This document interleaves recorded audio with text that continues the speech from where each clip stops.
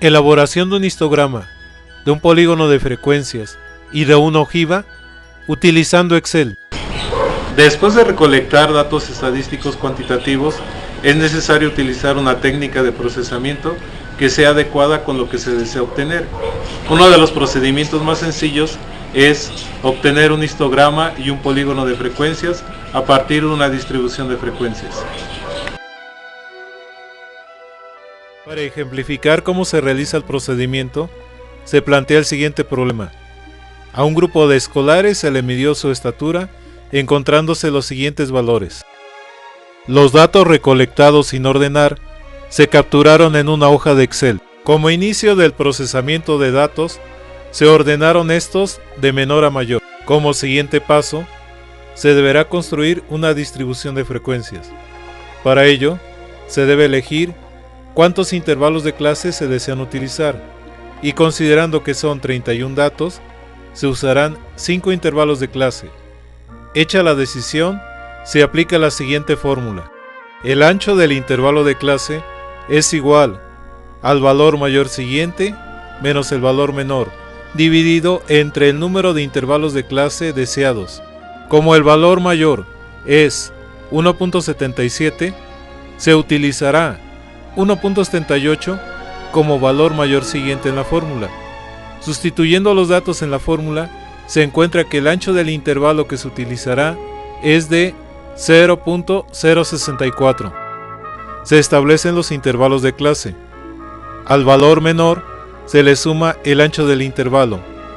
Al valor obtenido se le suma nuevamente el ancho del intervalo. Así sucesivamente hasta obtener el valor mayor siguiente utilizado en la fórmula. Se colocan los límites superiores de cada intervalo, restando una centésima al valor inferior del siguiente intervalo. Al final, se elimina el dato del valor mayor siguiente. Se adiciona una columna con los valores de la frecuencia absoluta de los datos ordenados que puedan ser incluidos dentro de cada intervalo. Después de la columna de frecuencia absoluta, se adiciona una columna para la frecuencia relativa.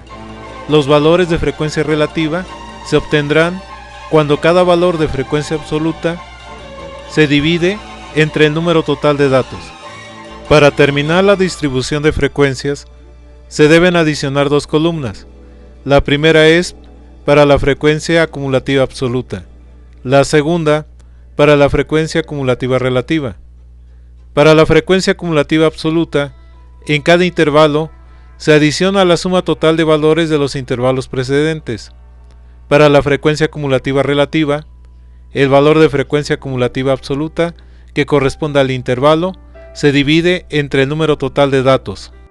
Para construir el histograma, se marcan las celdas con el contenido de los intervalos de clase y los valores de frecuencia absoluta. Se busca en la cinta de opciones Insertar. Después se ubican gráficos y se elige Gráfico de columnas, columnas en 2D, que es la primera opción que ofrece el programa. Con ello, se obtiene el primer bosquejo de lo que será el histograma. Para darle a la gráfica la presentación final, se marcan las opciones que se ofrece a la derecha del gráfico, el signo más, con lo cual aparecen elementos que se pueden adicionar al gráfico. Se marca la opción Título de ejes y se edita tanto el título principal como el título de ejes. Para que las barras aparezcan juntas, se ubica el cursor sobre una de las barras, marcándola con el botón izquierdo del ratón. Posteriormente, se presiona el botón derecho para que aparezca un cuadro de diálogo, donde se busca la opción Dar formato a la serie de datos. Después de elegirla, se cambia el ancho del intervalo a 0.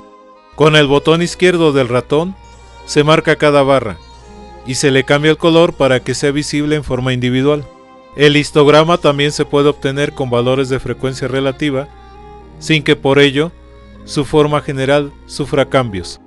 Para construir el polígono de frecuencias, al igual que en el histograma, se parte de la distribución de frecuencias, se marcan los datos, se elige insertar gráfico de líneas, con lo cual se obtiene el bosquejo previo a la gráfica definitiva.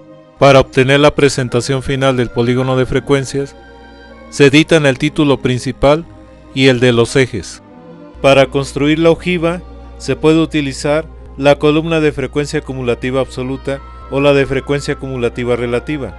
La secuencia de comandos a utilizar para obtener la gráfica es el mismo que en el caso del polígono de frecuencia, y asimismo, al final, se deben editar los títulos de ejes y el título principal.